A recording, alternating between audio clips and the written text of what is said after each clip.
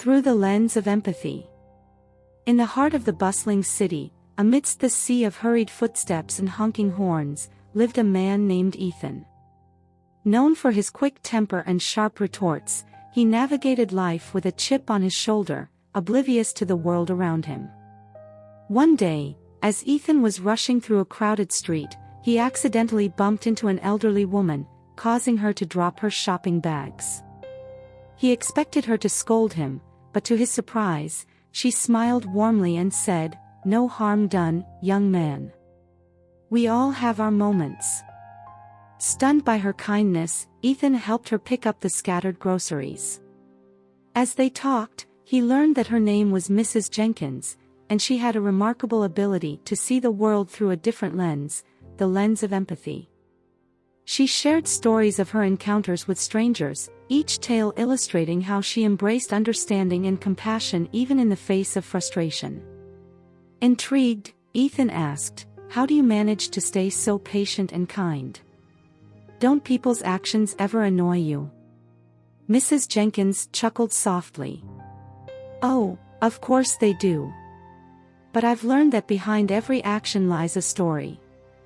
We don't always know what others are going through, and a little empathy can make a world of difference." Her words lingered in Ethan's mind long after their conversation ended.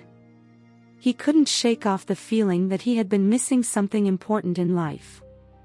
That night, he looked at himself in the mirror and decided to embark on a journey to see the world through the lens of empathy. The next day, instead of getting angry at a delayed subway, he struck up a conversation with the harried woman next to him. He learned that she was rushing to the hospital to visit her sick father.